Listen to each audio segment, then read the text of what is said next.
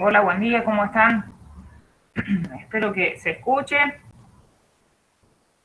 Me dicen algunos si se está escuchando, si no hay problema.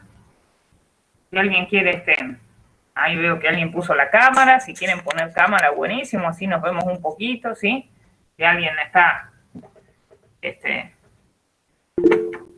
buen día, me dicen, se escucha, bueno, no hay problema. Si quieren poner cámara, bueno, vamos hoy a ver la unidad que refiere a los contratos administrativos, ¿sí?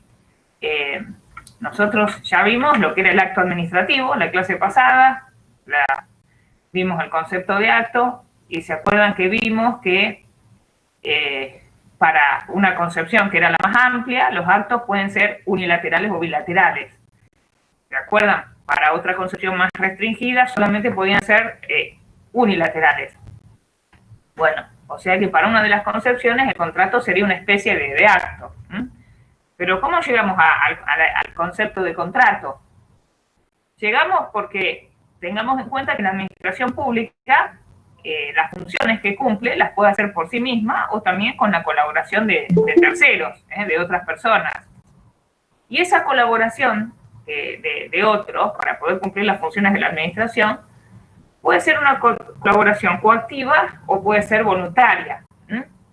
¿Cuándo la colaboración es coactiva con la administración? Y, por ejemplo, es coactiva cuando pagamos un tributo. ¿Se acuerdan que vimos en la parte de constitucional que una de las características del tributo es justamente su obligatoriedad? Uno no puede decir, este tributo no lo pago. Es decir, uno puede dejar de pagarlo un tiempo, pero a la larga de alguna u otra forma lo va a tener que pagar. Con un juicio, si tiene algún bien, se le va a embargar, se le va a rematar. Ahí vemos el poder del Estado. Esa sería una colaboración coactiva. Y la colaboración voluntaria se da justamente a través de los contratos.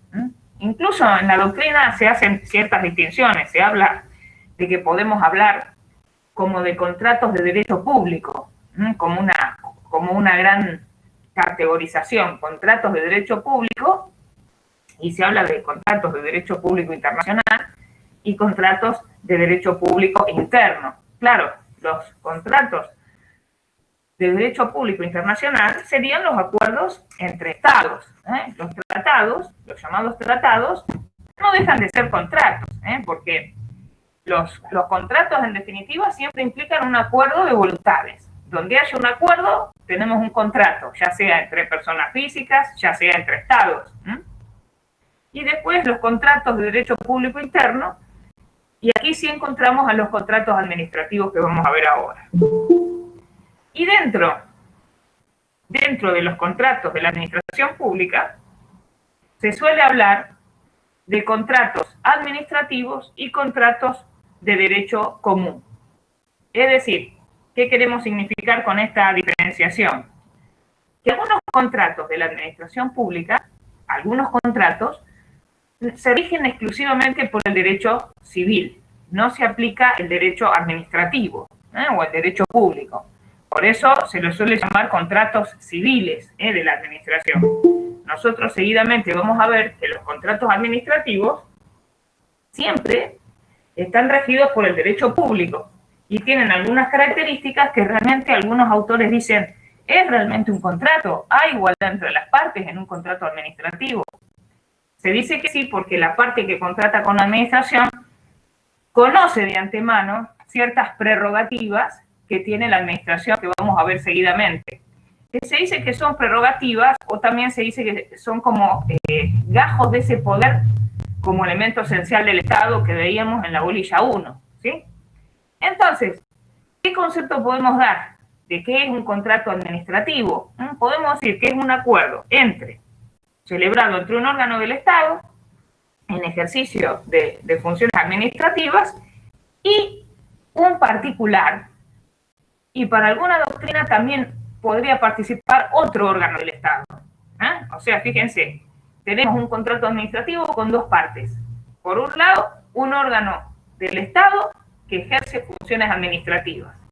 Y por el otro lado, un particular. Pero para algunos también sería posible que se celebre entre dos órganos del Estado que cumplan funciones administrativas. No necesariamente un particular como una de las partes. ¿Y qué genera este acuerdo? Este acuerdo genera derechos y genera obligaciones. Si generara obligaciones solamente, sería una esclavitud.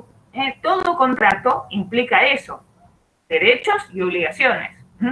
No hay duda de que cuando una parte celebra un contrato, está mirando mucho la prestación que le va a dar la contraparte. Yo cuando la noche me agarra el ataque de algo dulce y me voy a la granjita a comprar, que cierra más tarde, un chocolate, yo estoy pensando en mi hermoso chocolate. Y el dueño de la granja está pensando en los pesos que le voy a dar. O sea que ahí se llega al acuerdo de voluntad y cada parte está contenta con la prestación que recibe de la otra. Pero, bueno, acá no es para comprar chocolate, es para satisfacer siempre necesidades públicas. Se suele hablar de bien común, de interés general. El contrato administrativo siempre tiene que tener por objeto satisfacer una necesidad de todos, una necesidad de la comunidad. Ahora, cuando veamos las especies de contrato, un poco vamos a ver qué queremos decir con esto de necesidades públicas. ¿Saben qué? Voy a agarrar el celular por si alguien no se pudo conectar, que vine apurada. Un segundito.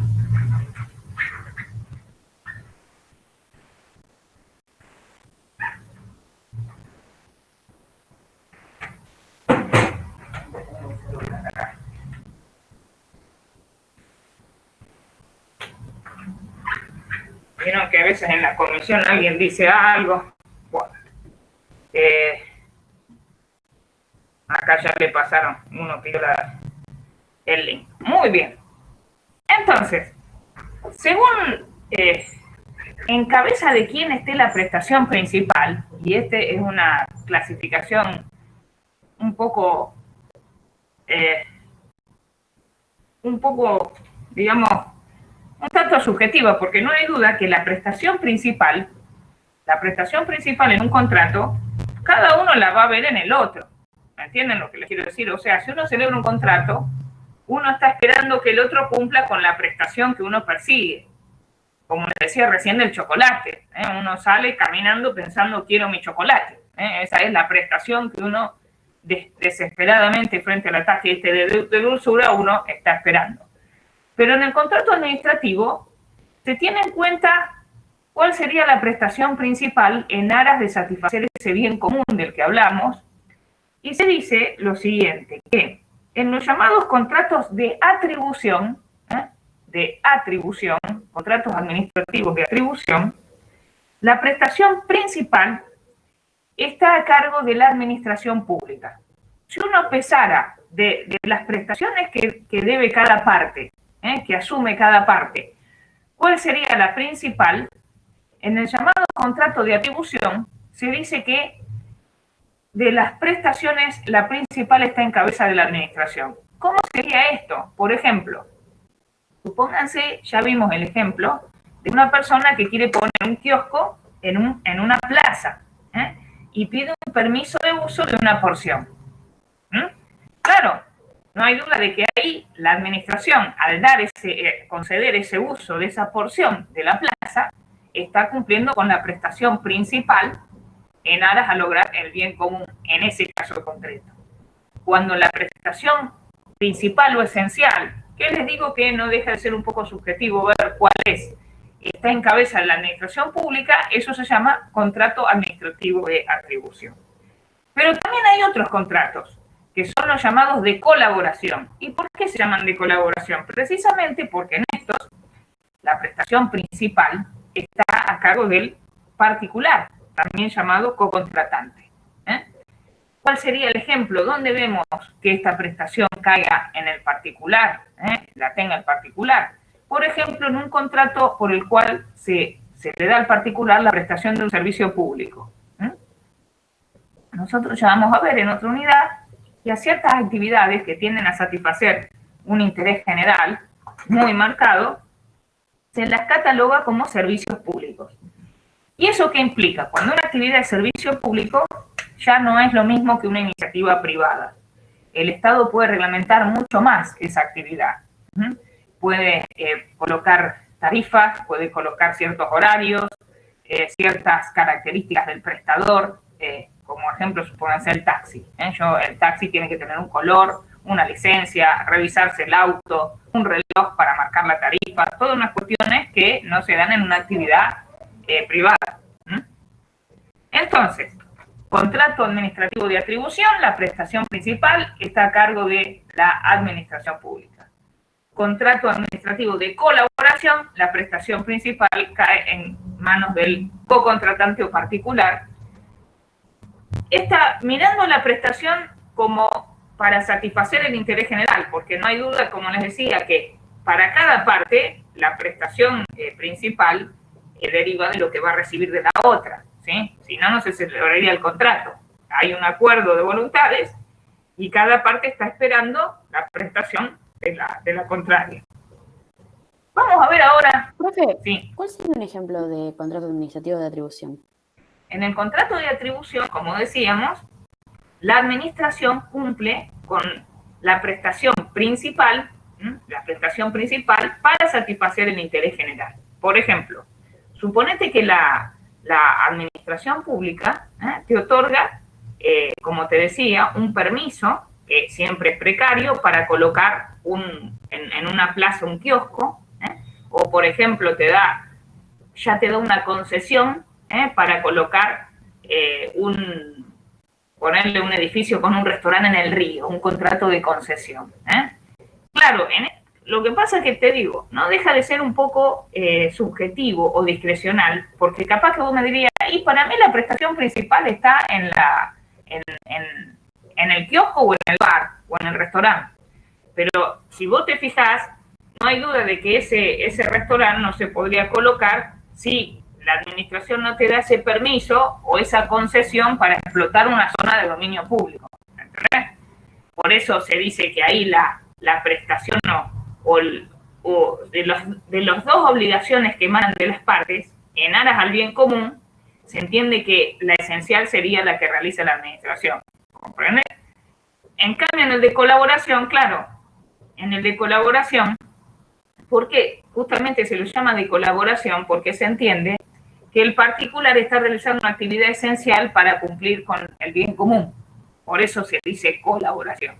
Por eso, por ejemplo, en un contrato en el cual se da una concesión para un servicio de transporte, en realidad la municipalidad o el ente que celebra el contrato, el órgano administrativo que celebra el contrato, lo único que va a hacer es muy poco en relación a las prestaciones. El cocontratante va a poner los colectivos, va a poner la otra parte que va a hacer, y va a fijar los horarios.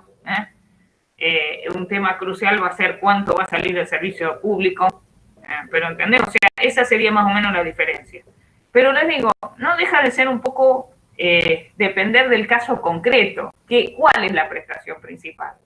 Y depende también de cómo se mire, de qué lado se mire, porque no hay duda de que si yo como particular, pido un permiso para poner una venta de flores en una plaza, para mí, como permisionario, la prestación principal es que me den el permiso, para mí, ¿entendés? pero no hay duda que para el bien común lo esencial es que me den el pedacito de la plaza. ¿Se entiende más o menos? Bueno. Sí, profe, muchas gracias. Ahora vamos a ver entonces por qué un contrato es administrativo. ¿Qué razones hay para que uno diga este contrato es administrativo? Les digo, este tema es un tema teórico, que seguro que ustedes dicen a mí, ¿qué me importa todo esto?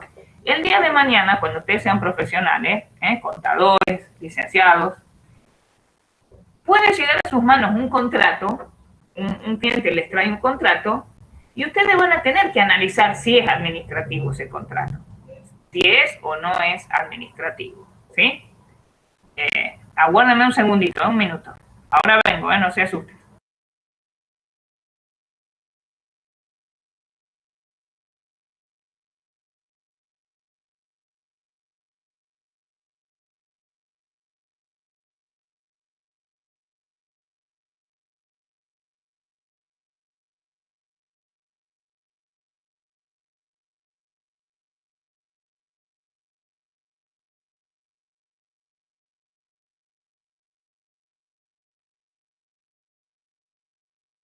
Ahí estoy, discúlpenme que mi mamá llamó. No sé si les conté que acá donde tengo mi oficina es la casa de mi mamá. Por eso, por suerte, no pago muchas erogaciones mensuales. De vez en cuando le tiro unos mangos. Y mi mamá tiene 96 años, pero está bárbara, hace bicicleta fija. Les digo, ustedes la miran y parece de 70. Está mejor que yo. Le duele una rodilla nomás con 96 años y me pregunta qué será. Le digo, vejez. Le digo, es fácil, vejez. Bueno, estábamos entonces que, claro, ustedes, cuando les llegue un contrato que celebró el Estado con un particular, venga un cliente, lo primero que van a tener que discernir es si es o no un contrato administrativo. Claro, porque si es un contrato administrativo, se rige por ciertas normas jurídicas. Distinto si no es un contrato administrativo. Entonces, cuando ustedes lean las cláusulas del contrato, van a poder determinar si es administrativo.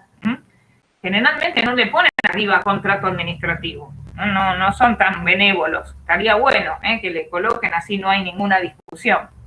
Porque incluso les digo, hasta si quieren reclamar algo, supónganse que ustedes hacen un reclamo en sede administrativa, pero después hay que ir a un juicio. Si bien ustedes no van a ser abogados, seguro que si tienen un caso que llega a un litigio, van a tener que derivar a un abogado y un poco participar de conocimientos del tema, como contadores o licenciados. Puede variar hasta el juez ante el cual hay que ir. ¿Entienden? Puede variar la competencia. Por eso es muy importante determinar si realmente, cuando leemos un acuerdo entre un Estado y un particular, si nos encontramos frente a un contrato administrativo o no. Y se dice que el contrato puede ser administrativo por dos razones. Una razón es por razón de su objeto. Por razón de su objeto, fíjense que son contratos administrativos donde uno analiza que su objeto, el objeto de ese contrato, no se daría en el derecho privado. Por ejemplo, en un contrato en el cual se le da, como decíamos recién, permiso a una persona para utilizar una porción de la plaza, eso solamente lo puede hacer el Estado. La plaza, lo vamos a ver en otra unidad, se dice que es un bien de dominio público, un bien de uso de todos. Ese permiso, en principio la plaza la podemos usar todos, siempre que no se obstaculice el fin previsto para la plaza. Que la queramos usar todo no quiere decir que uno diga, bueno, voy y me pongo me agarro la mitad de la plaza y hago un shopping. No, pasear, recrearse, cuidando la plaza incluso, ¿no? Si hay césped, no arruinar el césped, ciertas reglas, pero es de uso de todos. Si el día está lindo, uno puede ir a la plaza, se tira en el césped y se lee la Constitución Nacional. Bueno, no sé si ahora en la fase que estamos sí se puede, porque vieron que por la cuestión de la pandemia estaba prohibido sentarse y todo eso en la plaza. Bueno, o por ejemplo, supónganse un contrato en el cual se celebra un contrato entre el Estado y un particular para construir un edificio para un tribunal. Ahí vemos un contrato viendo las prestaciones, podríamos decir que es de colaboración, porque ese particular va a celebrar va a construir el tribunal.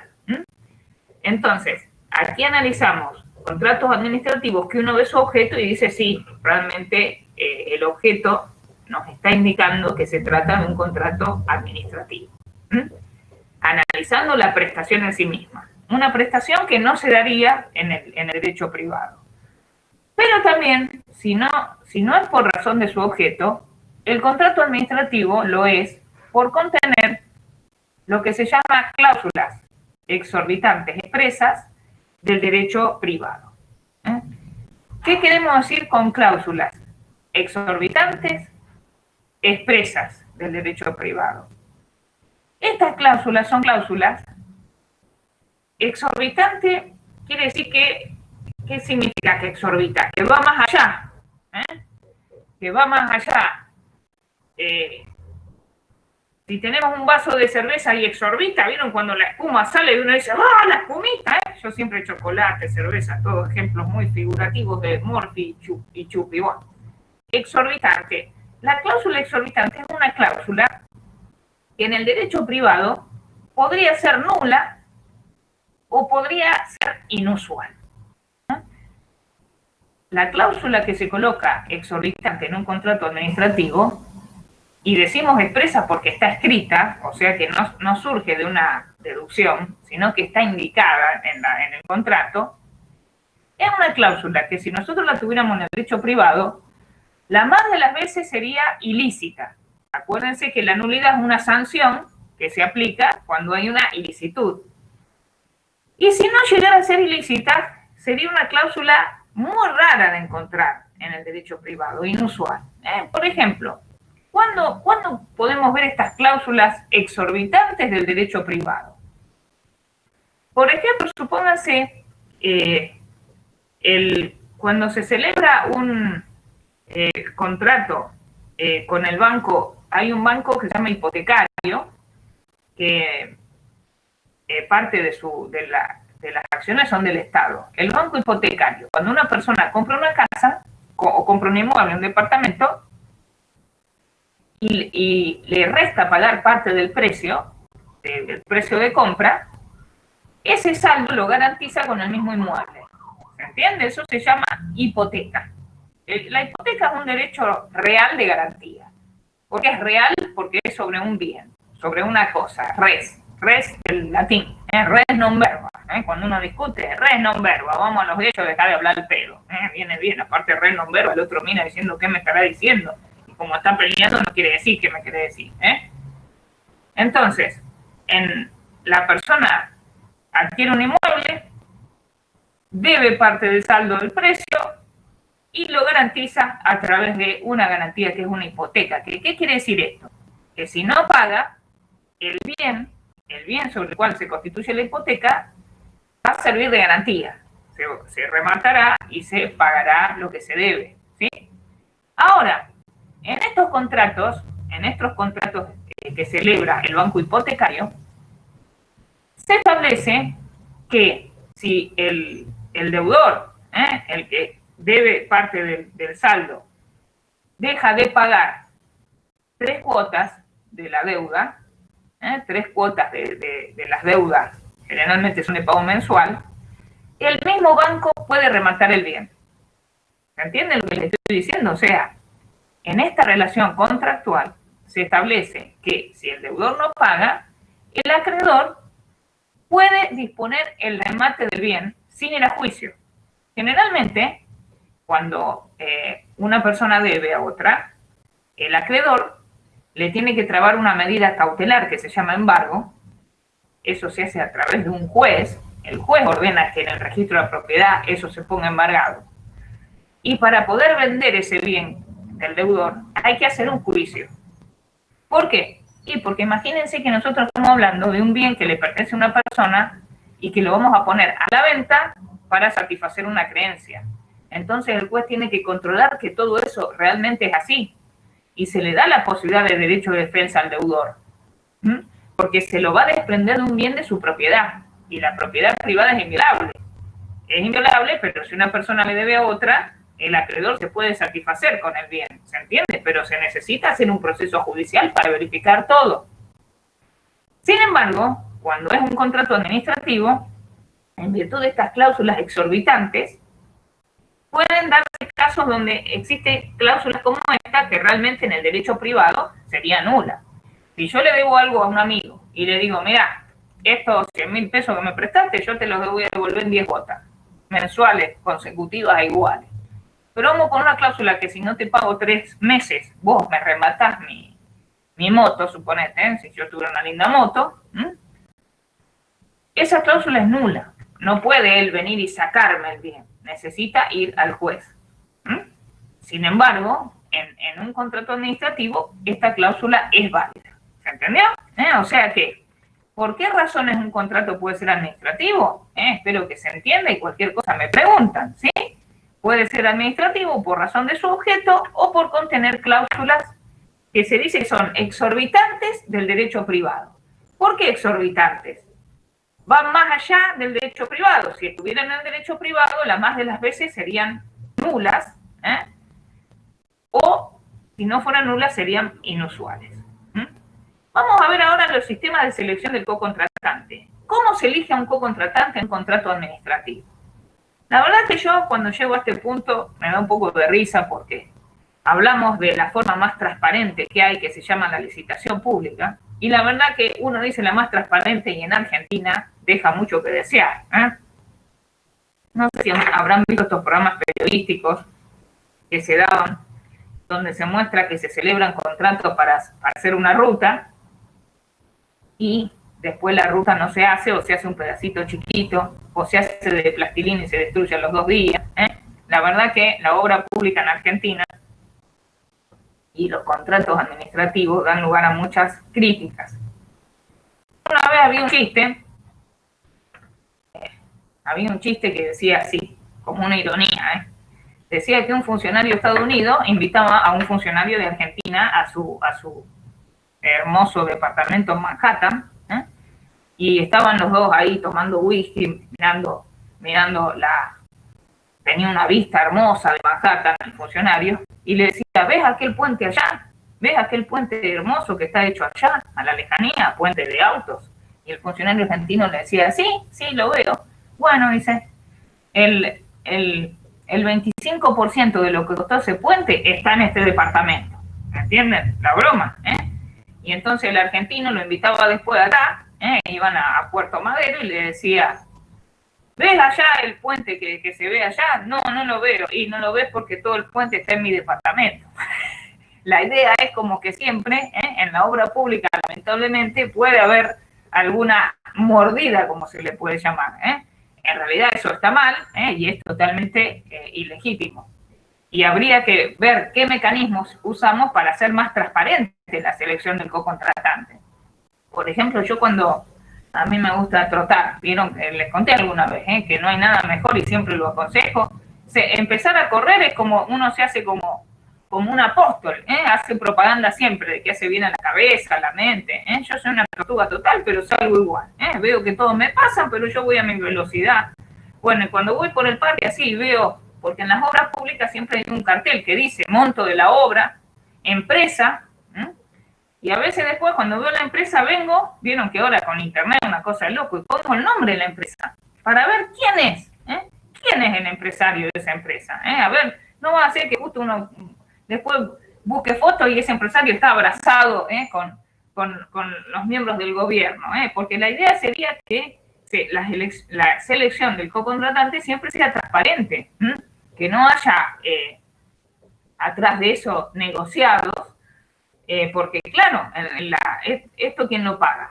No lo paga el funcionario de su bolsillo, como diciendo, le voy a dar para el bien común parte de lo que estoy ganando. Lo pagamos todos nosotros, a través de los tributos.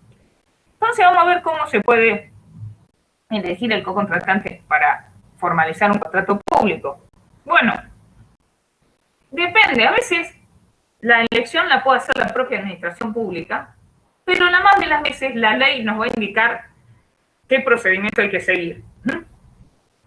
A veces la administración pública tiene libertad de elegir al cocontratante, sobre todo en contratos de muy escaso monto.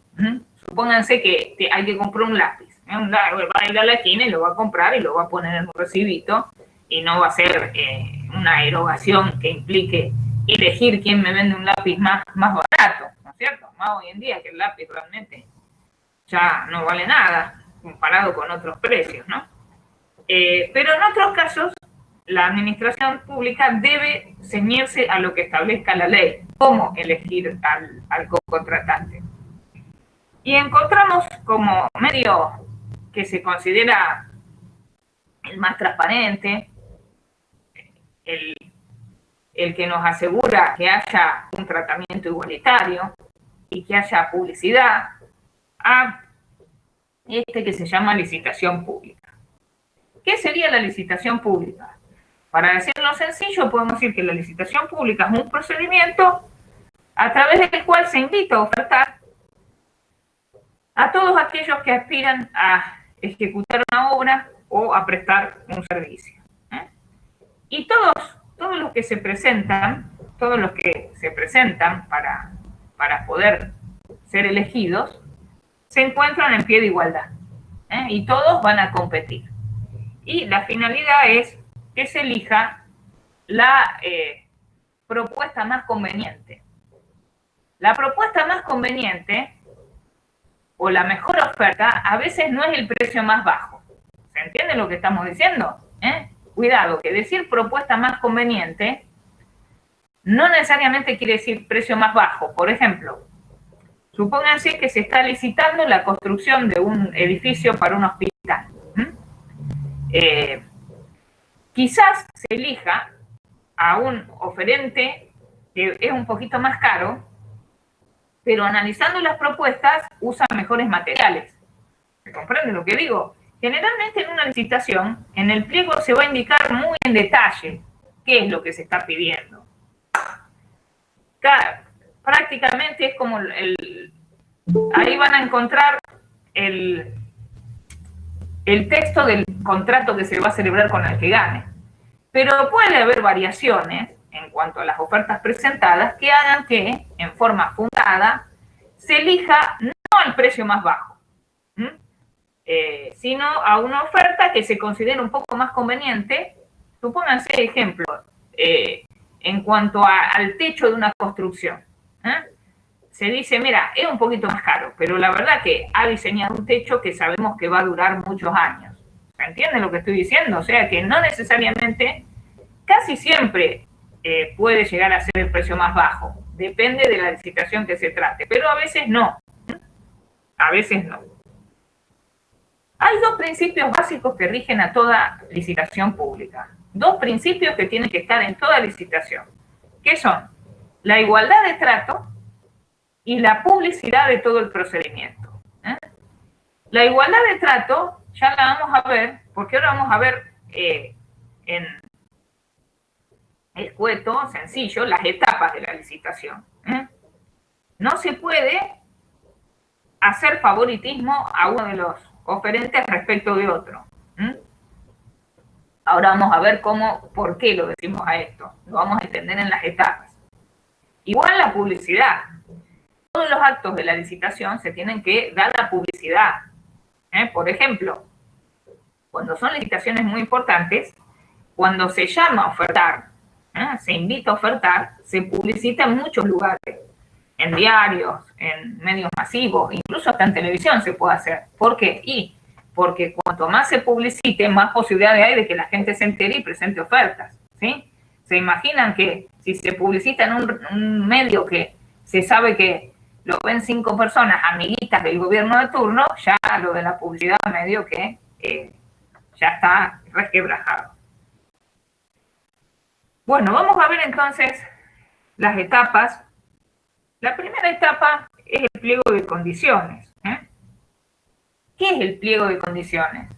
El pliego de condiciones es el documento donde se establece cómo va a ser el procedimiento licitatorio, o sea, los pasos que se van a seguir, y las condiciones que va a tener el contrato. Ahí en ese pliego se va a indicar bien, paso a paso, cómo se va a hacer la licitación y está, en definitiva, lo que va a ser el texto del contrato a celebrar. Se hace un llamado a licitación, que se llama, Y en ese llamado a licitación se comunica la voluntad que tiene la administración de celebrar un contrato, y ese llamado a licitación generalmente se publica en varios medios de comunicación y en un diario que se llama el Boletín Oficial, que como ya sabemos ahí también se publican las leyes, se publican las leyes, se publican los decretos. Y hay una sección justamente que es de licitaciones públicas donde ustedes pueden ver que ahí se está llamando, invitando a ofertar. Hay un día, una hora, una fecha señalada, un lugar en el cual se hace la presentación de las ofertas. En realidad no hay una hora, hay un plazo. La hora es para después la apertura de sobres. Se indica en el procedimiento un plazo dentro del cual se presentan las ofertas. Para tratar de hacerlo transparente, generalmente quienes presentan las ofertas lo hacen en un sobre cerrado, pero en el sobre no está el nombre de la empresa o de la persona que presenta la oferta. Generalmente se usa un seudónimo. Se usa un seudónimo y en otro lugar se indica, está bajo reserva, a quién corresponde cada seudónimo. ¿Se entiende? O sea, para hacerlo más transparente, quienes presentan las ofertas, no se indica quién es, para evitar que se elija con algún favoritismo, sino que en el sobre se coloca un nombre de fantasía y después cuando se elige se ve quién era. ¿Se entiende cómo es el procedimiento? Por ejemplo, les digo, en Chile hay un procedimiento distinto. En Chile hay directamente todo esto se hace a través de plataformas de internet. Se anota todo el que quiere y el que presenta la oferta más conveniente se elige y todo se ve todo súper público, se ve por la plataforma. Bueno, acá seguimos con esto de la licitación, ¿no? Bueno, muchas veces el que presenta el sobre con la oferta, para darle más seriedad, tiene que dar una garantía de su oferta. ¿Qué quiere decir esto? Y para realmente dar una garantía o una seriedad de solvencia del que presenta la oferta, se deposita una suma o firma un pagaré para garantizar la seriedad de su oferta. Después a los que pierden se le devuelve todo. No, es nada más que para dar una garantía de que realmente es solvente el que presenta la oferta, que no está bromeando, digamos. Esto se suele hacer en algunas licitaciones. Por ejemplo, miren, una rama linda, una rama interesante para un contador, para un abogado también, es asesorar para presentar las ofertas. ¿Por qué? Porque en el pliego de condiciones pide un montón de requisitos que tiene que acreditar el que presenta la oferta y es muy bueno presentarlo bien a eso.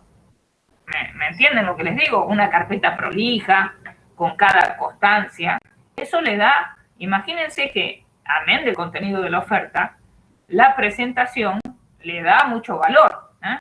Incluso es lindo porque el cliente, si después gana esa licitación, por más que ustedes hayan pactado unos honorarios por nada más asesorarlo para presentar todo, seguro que va a estar muy agradecido. Me va a regalar algo, un whiskycito, un champancito, más allá de los honorarios.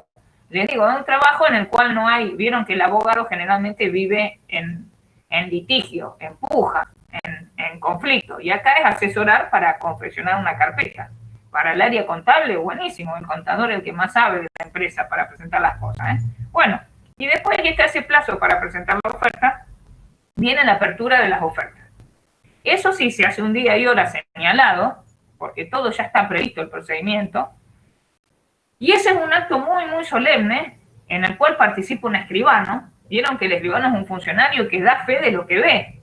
El funcionario lo que escribe en un acta, salvo que se argumente falsedad del instrumento, y ahí el escribano podría ir preso por delito, lo que se dice en el acta se da fe.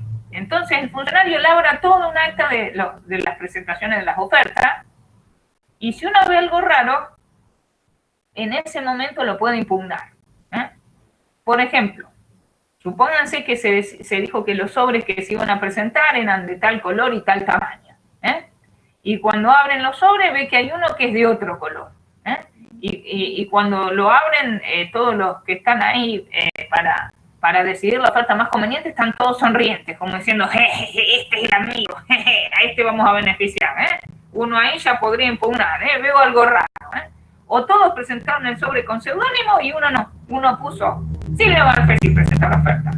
Y todos miran como diciendo, Silvita querida, sí, te vamos a dar el contrato. Ahí se puede impugnar el acto. Por eso la apertura de sobres es un acto muy importante. Y finalmente viene la adjudicación.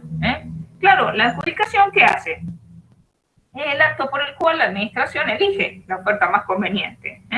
Y entonces, el acto de adjudicación ya le da a ese oferente un derecho subjetivo.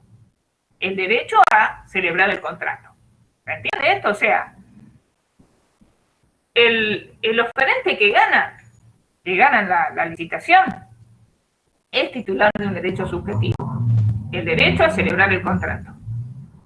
Todos los que presentan ofertas en el procedimiento licitatorio tienen nada más que lo que se llama un interés legítimo. El interés legítimo en que se los trate por igual y en que se dé a publicidad todos los actos de la licitación.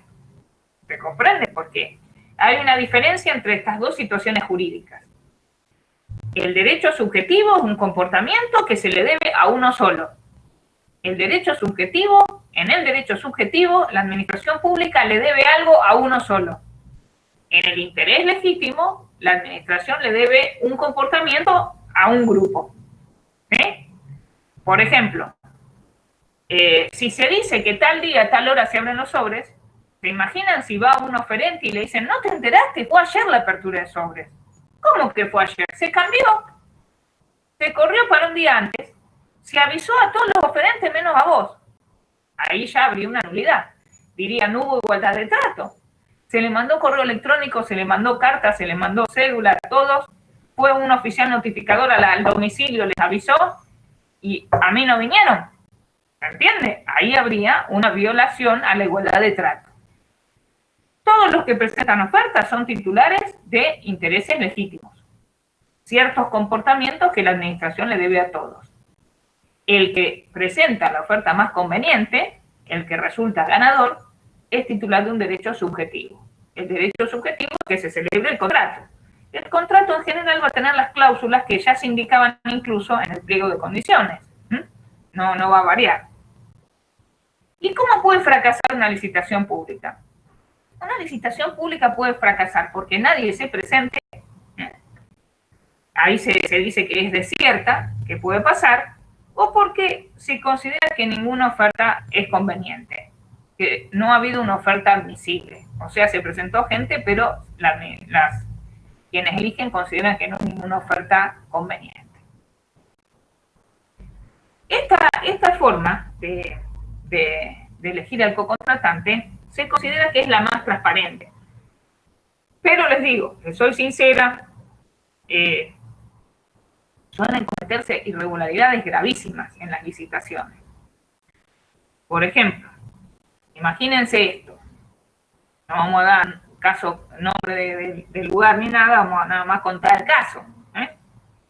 En una ciudad se decide construir un hospital, se hace el pliego, se establece cómo tenía que ser ese edificio mínimamente, con qué materiales, qué tamaño, se invita a ofertar, se indica la fecha que hay que presentar las ofertas, y 2 días antes de finalizar la fecha de presentación de sobres, se modifica el pliego de condiciones originario y se dice, bueno, pero además de hacer con tal material la obra, se puede hacer con tal otro material. ¿Se entiende? O sea, se modifican las cláusulas originarias, no se notifica a los que habían presentado ofertas y milagrosamente aparece otro con la oferta con ese material, con lo cual sale mucho más barato hacer la obra. ¿Se entiende lo que les estoy diciendo? ¿Cómo fue el mecanismo? Se llamó a licitación. Se dijo, la obra tiene que ser de tal material. La gente compró, a veces el pliego de condiciones hay que comprarlo, suele salir caro según la obra. Compraron el pliego, presentaron todas sus ofertas, capaz que ustedes ya son contadores y los contrataron a ustedes para honorar, tuvieron que pagar honorario todo y presentaron su sobre con las ofertas. Y 2 días antes de que venza el plazo de presentación de oferta, se agrega, ¿saben qué? Este edificio no solamente se puede hacer con tal material, sino también con tal otro que significaba una baja sustancial en el costo de hacer el edificio. Y se presenta una empresa que se entera de esta modificación. Nulidad total. Súper nulidad. Súper nulidad. ¿Por qué? Y porque se violó el tratamiento igualitario de todos los oferentes. Y porque se violó la publicidad. ¿Cómo se va a modificar un pliego durante la sustanciación del procedimiento? ¿Sí? Realmente les digo, esto de la licitación da lugar a muchos vicios. Y quizás sea hora de implementar algún sistema, como les comento que hay en otros países. Vieron que hoy en día la tecnología supera todo. ¿Alguien quiere hacer alguna pregunta? Creo que alguien desde... Profe, sí. ¿Cuál era el otro fracaso de la licitación? Había licitación pública desierta y el otro no me quedó muy claro. Que considere que ninguna oferta es buena. Que se diga, mira, ninguna de las ofertas presentadas la admitimos. Pueden no admitirse las ofertas por precios muy altos, que digan, no, la verdad que no, nos están pidiendo mucho, o puede que analicen y digan, no nos satisface lo que quieren hacer. En general, las licitaciones suelen ser muy concretas, se pide bien todo, las características. Supónganse que fuera a construir un edificio. Mínimamente ya se van a indicar ciertas cuestiones. No es que se va a dejar...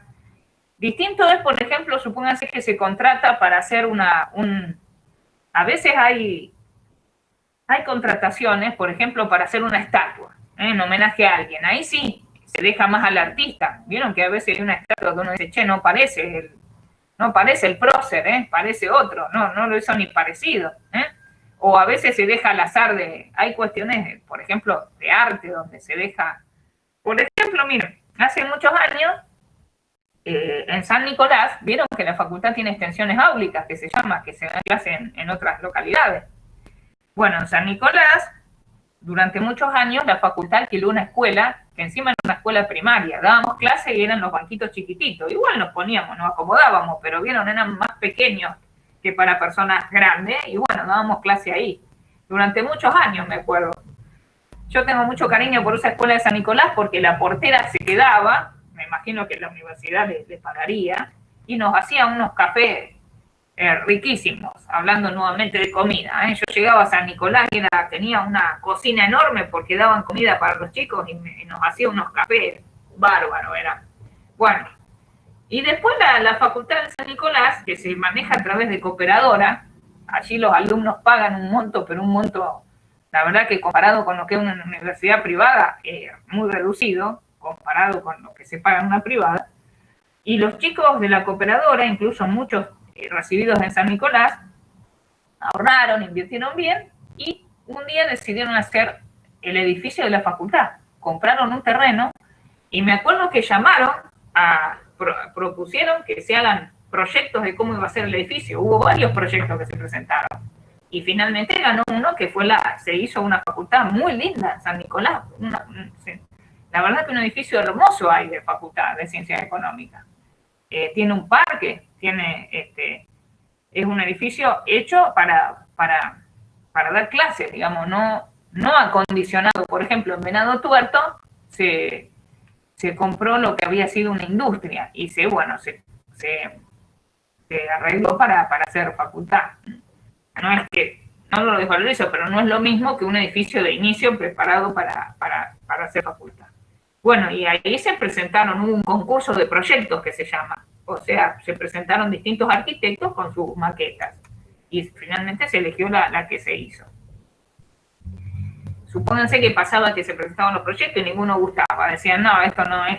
Ahí se hubiera declarado que fracasó el procedimiento porque no se presentó ninguna oferta admisible para el tribunal que decide. Hay otra forma de procedimiento que es la licitación privada. ¿Cuál es la diferencia entre la pública y la privada? La diferencia radica en que en la privada se invita a un grupo a ofertar. ¿Entiende? O sea, En la licitación pública está abierto a que pueda presentar ofertas cualquiera. En cambio, en la privada se invita a un grupo. ¿Cuándo se da esto de la privada? Generalmente se da cuando se requiere cierta característica especial en la persona que se va a contratar. Entonces se dice, mira, estos sabemos que son idóneos en este tema. Vamos a pedirles que presenten ofertas. O sea, se reduce el campo de las personas que pueden presentar ofertas. Después tenemos la contratación directa. En la contratación directa, la administración pública celebra un acuerdo con un particular, con contrato directo. O sea, no hay ningún procedimiento previo. Esto suele usarse cuando son, como decíamos al principio, contratos de escaso monto, o por ejemplo, se terminó una obra y quedó un trabajo anexo y se dice, bueno, quedó una mano de pintura, hagamos una contratación directa, no hacer todo un procedimiento. También en muchas municipalidades y en muchos entes se usa para ordenar la reparación de vehículos. Dicho sea de paso, ayer vi pasar iba caminando y vi una camioneta de la policía que daba pena, realmente. O el ruido que hacía eso, estaba descuajaringada, parecía que en cualquier momento se partían 10.000 pedazos. Dios mío, bueno, reparar, por ejemplo, por contratación directa también, la universidad y nuestra facultad compra los libros para la biblioteca. Bueno, ahora está cerrada, pero les digo, la biblioteca de la facultad tiene un montón de libros, es buenísima. Y los prestan, ustedes si se asocian, les dan un carnet y les prestan a domicilio los libros. Yo cuando estudiaba en Derecho, iba en Ciencia Económica, estaban todos los libros de Derecho. Es más, todos los años nos mandan a los profesores, nos mandan a preguntar qué libros consideramos que se pueden adquirir este año, o sea, qué material novedoso podemos pedir. Es una biblioteca muy, muy completa. Incluso hay gente que estudia en la biblioteca. Yo la verdad que ese silencio de biblioteca nunca no me favorecía mucho. Yo soy media de estudiar así, qué sé yo, caminando, hablando un poco, medio como loca. Pero hay gente que le encanta. Yo tenía un amigo re estudioso. A mí la verdad que el silencio de biblioteca me duerme. Pero bueno, depende de la persona. Pero uno puede leer en la biblioteca o puede... Hoy en día lo de la biblioteca está muy perdido porque ustedes se van al buscador de internet corriendo, Yo la veo a mi hija, la de 13, le dan un trabajo, una tarea y chao, Y le digo yo, ¿vos estás segura de que esa fuente sea seria? ¿Por qué no cotejás con 2 o 3 más, El Rincón del Vago era uno, ¿cómo era que se llamaba? Le digo, pero para un poco, le digo, porque aparte Wikipedia lo toman como palabra sagrada y abajo dice Wikipedia. Si usted quiere corregir algo, ojo con lo de la fuente. Imagínense que cuando yo era joven, cuando nos daban un trabajo, había que ir a la biblioteca. Yo iba mucho a la Biblioteca Argentina en Rosario. Ir a la biblioteca, buscar qué libros hablaban del tema, sacar los libros, leerlos. A veces algunos libros no los prestan a domicilio y no tenía que estar en la biblioteca. No era joda hacer un trabajo. Ahora ustedes, teclean y sale algo que quién sabe quién lo escribió. Bueno. También la contratación directa se usa cuando hay casos de urgencia. Por ejemplo, con esto del COVID, se abrió la puerta. Me imagino qué pasará, ¿no? Mejor no hablo porque si me están grabando me van a decir que estoy presumiendo algo raro, pero imagínense que con la urgencia por el COVID, todo lo que es compra de barbijos, ¿se acuerdan que vinieron un montón de aviones de China? ¿Se acuerdan? Que decían que traían respiradores, después decían que traían barbijos y al final no se sabe qué traían, si venían chinos dentro de los aviones, Bueno. Todo eso se hizo por contratación directa. Ahí ya no hubo ninguna... porque se dice, claro, que si hay un caso grave, una epidemia, o así como tenemos ahora, no podría cumplirse con todos los pasos de una licitación. Pero fíjense, si fuera rápido por internet, como hace Chile, que se anotan y se elige, esto es como vieron cuando uno compra algo, no sé si alguna vez entraron a Mercado Libre, yo cuando entro al Mercado Libre lo primero que pongo, porque se puede ordenar, yo ordeno del precio más bajo al más alto, a veces ordeno del más alto al más bajo como para mirar nomás. Por ejemplo, a mi hijo Olivia ahora se le puso que quiere una licuadora, porque se le da que quiere hacer jugos, no sé, que vio las películas, wow. entramos en Mercado Libre, hay unas licuadoras cuadradas con tapas que valen fortuna, ¿eh? Y dice Olivia, no, mamá, pero eso es profesional, tiene más velocidad, fíjate cómo es el aparato que da vueltas de acero, en cambio en el otro es plástico, se te va a romper, me está haciendo un chamullo, Olivia, para comprar no sé qué. Bueno, similar podría ser el tema quizás de la licitación, poner, bueno, precio más bajo, ganó. Bueno, pero volviendo a este tema que nos ocupa, vamos a ver otra forma de elegir el remate público, se llama. ¿Qué sería el remate público? Y justamente el remate público es la compra o la venta de bienes al mejor postor. Eso sería el remate público. Por ejemplo, muchas veces se da esto cuando se enajenan bienes. Por ejemplo, supónganse que vieron que cuando se comete una infracción puede pasar que la municipalidad decida llevar el auto a lo que se da a llamar el corralón, que sería el depósito de la municipalidad, hasta que el infractor va y regulariza su situación, el auto o la moto queda ahí. Pero ¿qué pasa? Imagínense que pasa un tiempo muy prolongado y no va el infractor. Qué sé yo, supónganse, no sé en este momento cuánto será el plazo, pero supónganse que pasan, hipótesis, la verdad que desconozco la municipalidad de Rosario qué dirá la ordenanza, pero pasan 5 años y no va. Imagínense que se llenaría el depósito. Vaya a saber por qué no va. En una vez hay una irregularidad en el dominio, algún problema que no quiere presentarse.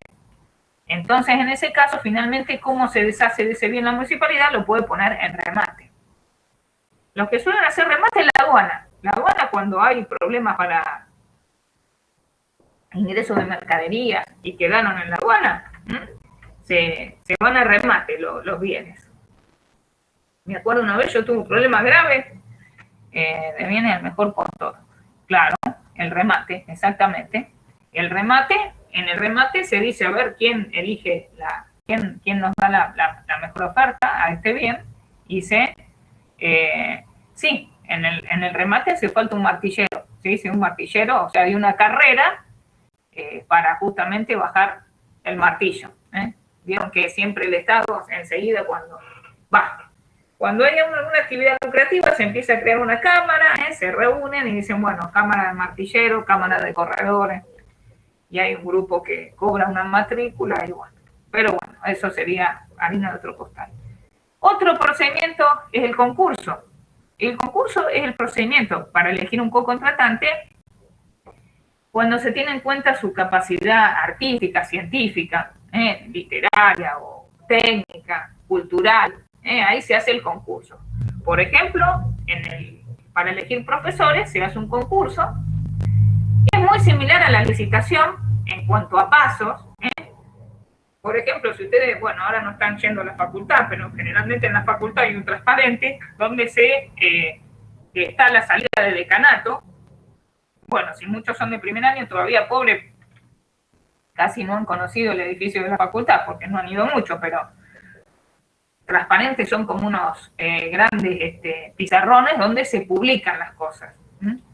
Hoy día, claro, ustedes tienen la maravilla de Internet. Cuando yo era joven, las notas se publicaban en el transparente, había que ir a la facultad, uno iba rezando y se buscaba ahí, en el transparente para ver su nota, no se mandaba por otro medio. En el transparente se publican, sí, para elegir el profesor también se puede, en algunos, cuando yo estudiaba no teníamos tanta posibilidad, pero en algunas universidades se puede, ¿no es cierto?, elegir el profesor que se quiere. Creo que ustedes eligen la comisión que quieren. Bueno, pero como les decía, en esos transparentes a veces se llama concurso de profesor titular o de profesor adjunto o de jefe de trabajos prácticos para tal cátedra, ¿no es cierto? Entonces, ¿qué hace el profesor, el interesado? Se anota ese concurso y ahí generalmente los concursos son unos procedimientos de selección que se llaman de antecedentes y oposición. ¿Qué quiere decir eso? ¿Por qué se llama de antecedentes y oposición? Porque se valoran todos los antecedentes del profesor. Por ejemplo, supónganse, el profesor dice, estudiante a la universidad, tuve medalla de oro, tuve el mejor promedio de ese año. Por eso les digo que el promedio académico es importante. Vieron que ustedes dicen, 6, listo. Pero si uno tiene 9, 8, 9,50, 10, el promedio después en un concurso puede pesar. Cursos de posgrado que haya hecho, doctorados, artículos que escribió, libros, jornadas en las que participó. Por eso siempre es muy importante guardar las constancias de todo. Hoy día ustedes como alumnos, si van a un congreso, a una jornada, siempre pedir la constancia. ¿Por qué? Porque todo eso hace a su currículum. Y el día de mañana, si ustedes se presentan a un concurso, cuanto más constancias de trabajo y de elaboración de artículos, ni qué decir de un libro, pesa mucho. Bueno, y es por antecedentes y oposición. ¿Qué se llama la oposición? El profesor de una clase saca bolilla, es como el examen, y de una clase que frente a un tribunal en el cual generalmente hay profesores, a veces invitan profesores de otras universidades prestigiosos en la materia, hay alumnos, hay no docentes en ese tribunal, y todos después eligen al profesor que consideran que es el mejor según cómo dio la clase y también pesan sus antecedentes. Bueno, el concurso también puede ser público o privado. A veces se hace un concurso en una cátedra y se llama nada más que a los profesores de esa cátedra, o sea que se limita a las personas que se pueden presentar, ¿sí? Y después hay un punto que se agregó en el programa que se llama concurso de proyectos integrales. ¿Qué es esto de concurso de proyectos integrales? Y este es un procedimiento cuando la administración pública tiene que elegir a alguien para que haga un proyecto de obra. Por eso se llama proyectos integrales. ¿Qué queremos decir con esto? A veces, antes de llamar a la licitación para ver quién hace la obra, antes se hace otra para que elaboren el proyecto de obra. Por ejemplo, ahí en San Nicolás, justamente lo que se hizo cuando hicieron los proyectos de cómo era el edificio, son proyectos de obra, ¿se entiende? Generalmente los arquitectos en los proyectos de obra hoy día, con estos sistemas que hay de computación, te muestran cómo queda la obra en 3D, en una pantalla, e incluso muchas veces hacen una maqueta donde se ve, y entonces realmente es bueno porque uno puede realmente prácticamente ver la obra cómo va a quedar. Bueno, vamos a decir que la administración pública en estos contratos tiene una serie de prerrogativas. Prerrogativas que realmente hacen pensar si realmente hay igualdad entre las partes. Se sostiene que sí, ¿por qué? Porque el contratante de inicio sabe cuáles son esas prerrogativas. ¿Y a qué nos estamos refiriendo? Una primera prerrogativa que tiene la administración en todo contrato es de control.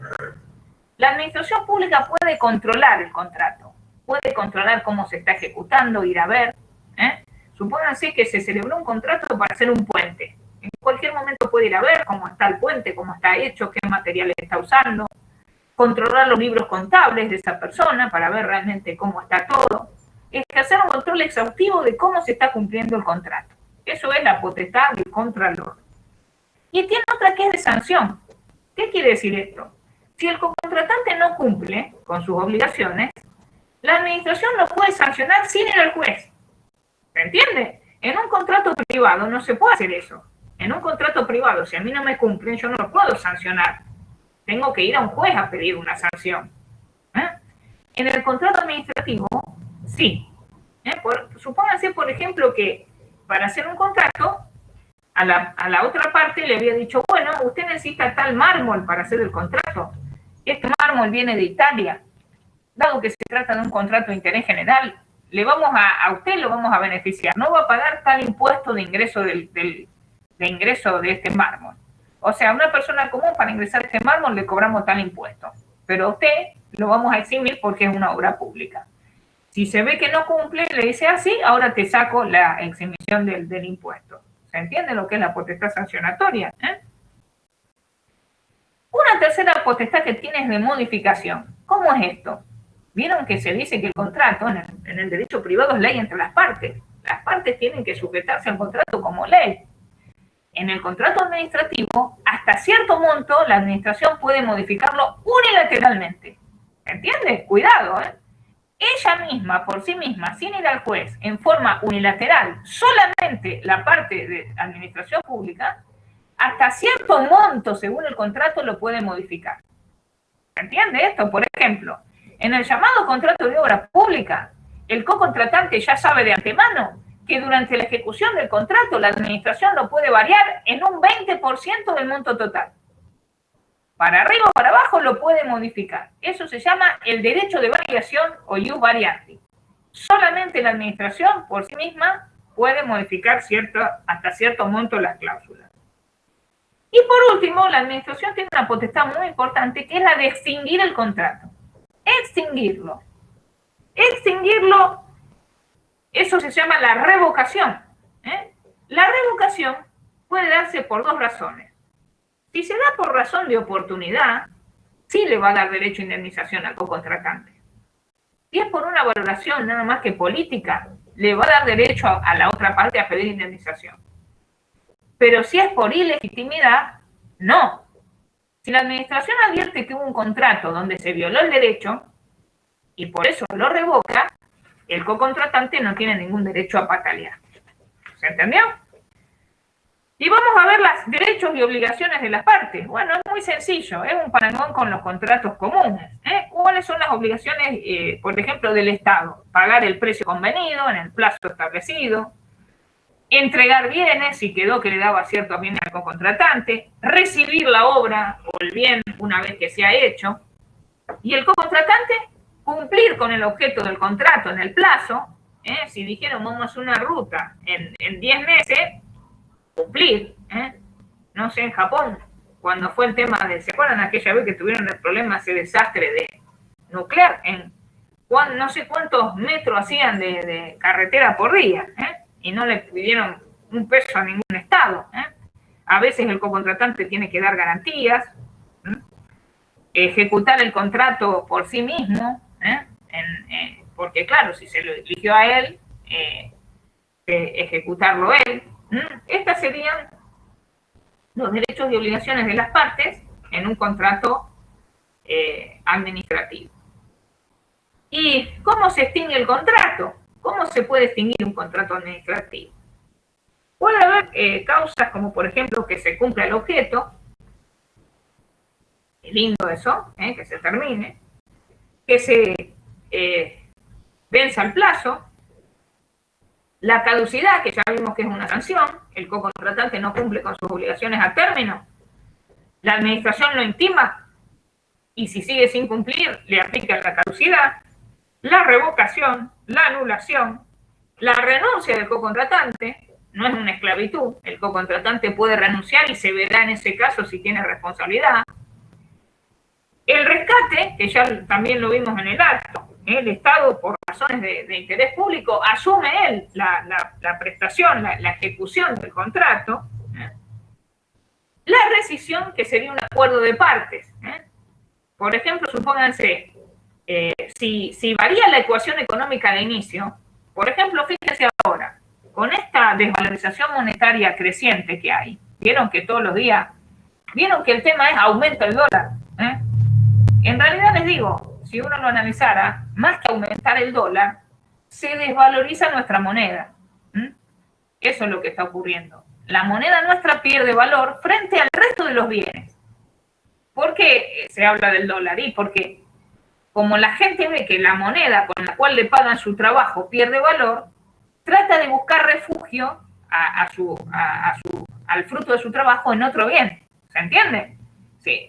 Si uno le pagan en pesos, pero uno ve que todos los días compra menos cosas con ese peso, uno trata de decir, ¿cómo refugio el valor del fruto de mi trabajo? ¿Qué hago? ¿Compro un dólar?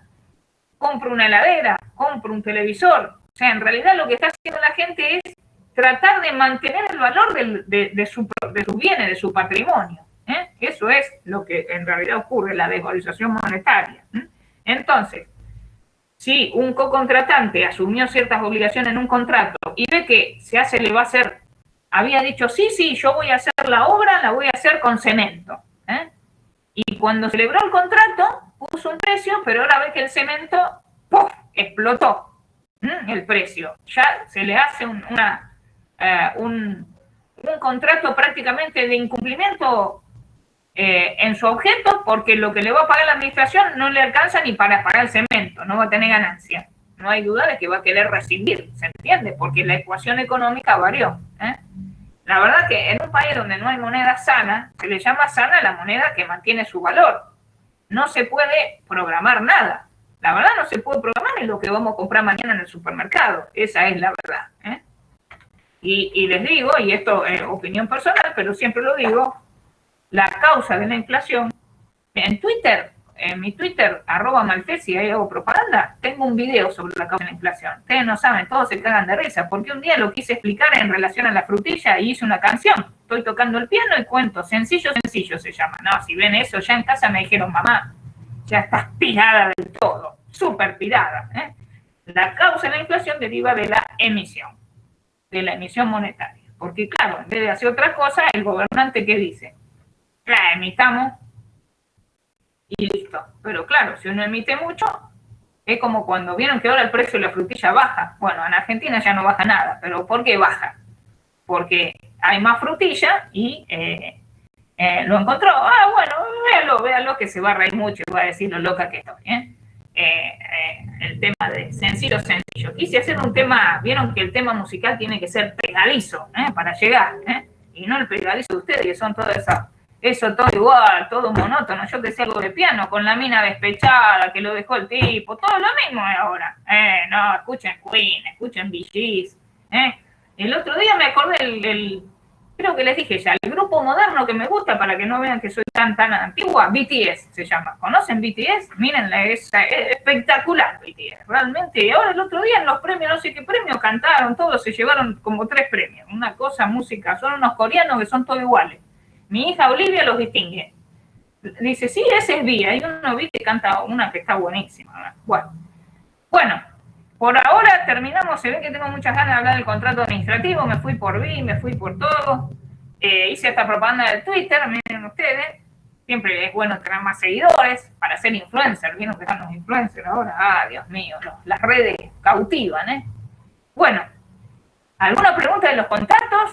El día de mañana como contadores. ¿Me repite las obligaciones? Sí, en realidad le digo, las obligaciones estas derivan un poco de un parangón con los contratos en general. Básicamente es muy sencillo. El cocontratante, ¿qué tiene que hacer? Cumplir con el objeto dentro de los plazos establecidos. Si, por ejemplo, se trata de la entrega de un bien, entregarlo en tiempo. Si es la prestación de un servicio, prestarla con las condiciones que dice el contrato, ¿sí?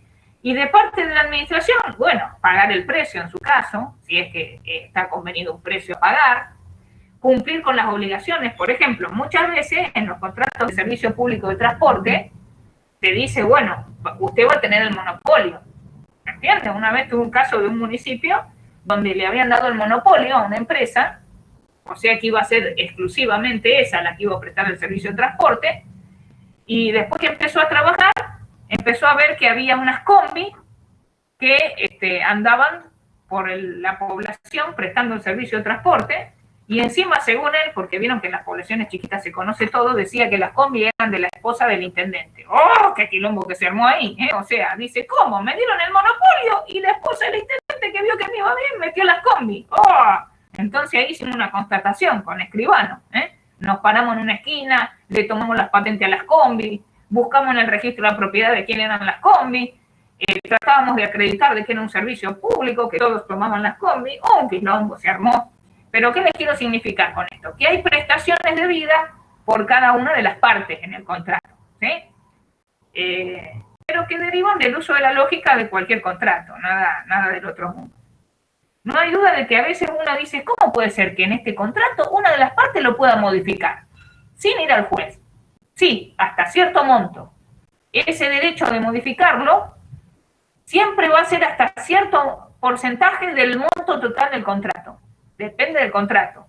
Y como el contratante ya lo sabe, de entrada, y presta su conformidad al presentar ofertas, en su caso en la licitación, si es que se elige por licitación.